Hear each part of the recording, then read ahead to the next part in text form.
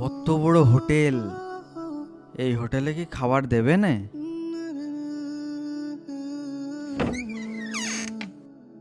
ওমা, দরজা দেখে একাই বন্ধ হয়ে গেল। অভাবের তাড়নায় আসিফ একটা রেস্টুরেন্টে এসেছিল কাজের বিনিময়ে কিছু খাবার খেতে। সে রেস্টুরেন্টের মালিককে বলল, কাকা, আমার খুব ক্ষুধা লেগেছে, খাওয়ার কিছু আছে? আছে, বলো তুমি কি খেতে চাও? কাকা, আমার কাছে তো টাকা নেই, আমাকে একটু পেট ভরে খেতে দেন। খাওয়ার পর আপনি যে কাজ বলবেন আমি সে কাজই করে দেব। এই রতন, জি স্যার। এই ছেলেটাকে এক প্লেট ফ্রাইড রাইস দে। Okay sir. যাও, তুমি ওখানে গিয়ে বসো। ঠিক আছে যাও। কাকা।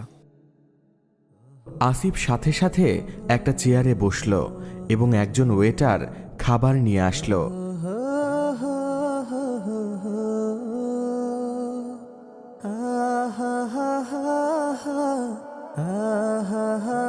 খাবার খাওয়া শেষে আসিফ রেস্টুরেন্টের মালিককে বলল, কাকা, বলেন কি কাজ করতে হবে বলেন।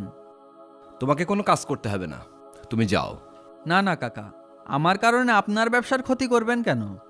আমাকে বলেন, আমি সব কাজ পারি। আপনি যে কাজ বলবেন আমি সে কাজই করে দেব। আরে বাবা, আমার ব্যবসার ক্ষতি হবে কেন? কোনোদিন শুনেছো মানুষকে খাইয়ে কেউ কখনো গরিব হয়, কোনো ক্ষতি হয়? যে যা রিজিক থেকেই খায়। তুমিও তোমার রিজিকের অংশ থেকে আমার এখানে খেয়ে গেছো, এর বিনিময়ে তোমাকে কোনো কাজ করতে হবে না। তুমি যাও, তোমার যখন ক্ষুধা লাগবে এসে খেয়ে যেও। যাও। ঠিক আছে, লোকটা অনেক ভালো। রেস্টুরেন্টটা খুলতে পারলাম না, এর মধ্যেই ফকির মিসকিনের আগমন। বাবা, এত উদারতা তো ভালো না। মাসখানিক হলো আমরা রেস্টুরেন্টটা দিলাম, এখনই যদি আপনি মানুষকে এইভাবে ফ্রি খাবার খাওয়ান তাহলে তো আমাদের রেস্টুরেন্টের ক্ষতি হয়ে যাবে। আরে উদারতার কি আছে? বাবা, ঢাকা শহরে এরকম ক্ষুধার্ত মানুষ লক্ষ লক্ষ আছে, তাই বলে আপনি সবাইকে খাবার খাওয়াবেন? হ্যাঁ, খাওয়াবো, দরকার হলে তাই খাওয়াবো। আমার এই রেস্টুরেন্টে কোনো লোক না খেয়ে যাবে সেটা আমি মানতে পারবো না। হতে পারে একজনের কাছে টাকা নেই, সবাই তো আর প্রতিদিন ফ্রি খাবে না। আমি এটা মানতে পারবো না। এই ব্যাপারটা এখানে শেষ কর, তুই তোর কাজে যা। আপনারা সেই কালের মানুষ, এই কালের আধুনিক ব্যবসা বোঝেন না। আপনার যা ভালো মনে চায় তাই করেন, আমি আর কিছু বলছি না। 2 দিন হলো দোকানে আসছে, বিরাট ব্যবসা বোঝনদার, খুব আধুনিক হয়েছে উনি।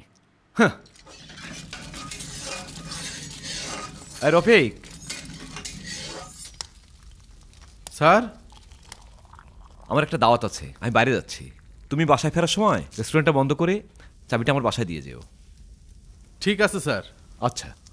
স্যার, হ্যাঁ, আজকে তো অনেকগুলো খাবার বেঁচে গেছে, এগুলো কি করব? কি পরিমাণ খাবার? 6 প্লেট ফ্রাইড রাইস, 8টি চিকেন ফ্রাই আছে ও 6 প্লেট চিকেন স্যুপ। আমার মনে হচ্ছে 10 জন মানুষ পেট ভরে খেতে পারবে। এতগুলো খাবার কি করব? স্যার, খাবারগুলো ডাস্টবিনে ফেলে দিই। না না, একদম না। তুমি এক কাজ করো, খাবারগুলো প্যাকেট করে ফেলো। কিন্তু কেন স্যার? আহা, তোমাকে যা করতে বললাম তাই করো। আচ্ছা ঠিক আছে। আমি গেলাম।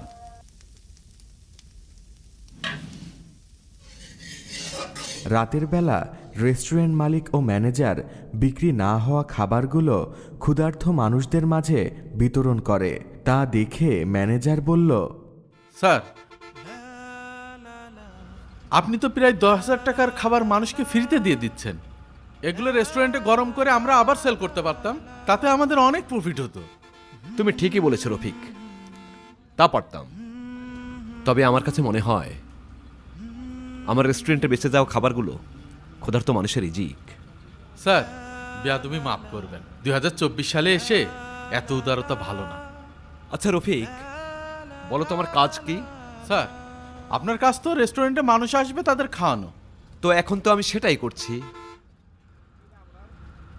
আচ্ছা রফিক, তুমি একটা কাজ করো, খাবারগুলো দিয়ে রেস্টুরেন্টে তালা মেরে চাবিটা আমার বাসায় দিয়ে যেও, ঠিক আছে? ঠিক আছে স্যার। আচ্ছা, আমি গেলাম। পরদিন সকালবেলা রেস্টুরেন্ট মালিক ও তার ছেলে দেখতে পায় ছেলেটি রেস্টুরেন্টের সামনে শুয়ে আছে। দেখেছেন বাবা, সেদিনকে খেতে দিয়েছেন আজকে রেস্টুরেন্টের সামনে এসে ঘুমাচ্ছে, এরপর দিন তো বলবেন স্যার আবার একটা চাকরি দেন। মনটা চাই এসব ফকির মিসকিন এই হাত ছড়া।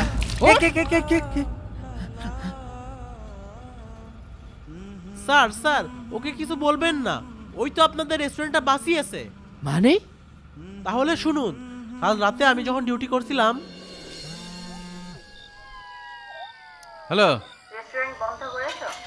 হ্যাঁ তাহলে তাড়াতাড়ি চলে আসো। হ্যাঁ ঠিক আছে। আর শোনো, হ্যাঁ কিস্তির টাকার কথা মনে আছে তো? আরে কালকে কিস্তি জানি, সেজন্যই তো আমার মাথা নষ্ট এই শোন শোন, হ্যাঁ মনে থাকে যেন। আচ্ছা ঠিক আছে, তাড়াতাড়ি চলে আসো। আচ্ছা ঠিক আছে, আমি আসছি। আচ্ছা এমন সুযোগ কোনো বারবার আসে না রে বন্ধু।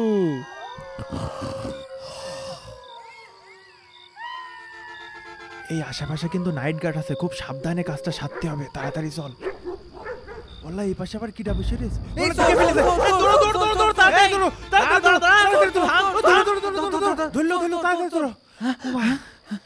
ভাই চোর চোর। হ্যাঁ আমি দেখলাম। আচ্ছা চলো, আচ্ছা এদিকে আসো, তুমি এখানে শুয়ে থাকো, আমি ডিউটিতে গেলাম। একদম সকাল পর্যন্ত থাকবে, ঠিক আছে?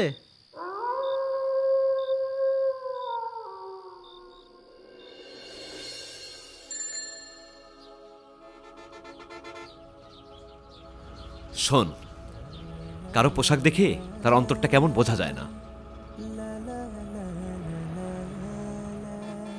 স্যার আমি গরিব হতে পারি, কিন্তু লোভী না। আমি আপনার নুন খেয়েছি, আপনার সাথে তো নেমো খারামি করতে পারি না।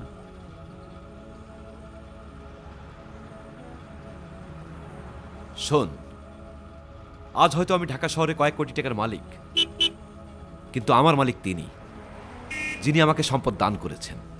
মালিক? আপনার আবার মালিক কে? আমার মালিক ওই যে আরশের মালিক, যিনি আমার, তোর, আমাদের সবার রিজিকের মালিক। উনি হয়তো সামান্য কিছু রিজিক দিয়ে আমাকে পরীক্ষা করেছেন, তাই নিজের সামর্থ্য অনুযায়ী সকলকেই দান করা উচিত। পবিত্র কোরআনে বলা হয়েছে, যারা নিজের সম্পদ দিনে বা রাতে, প্রকাশ্যে অথবা গোপনে আল্লাহর পথে খরচ করে, তাদের পুরস্কার তাদের প্রতিপালকের কাছে আছে। তাদের কোনো ভয় নেই, তাদের কোনো চিন্তাও নেই। সূরা আল বাকারা 274।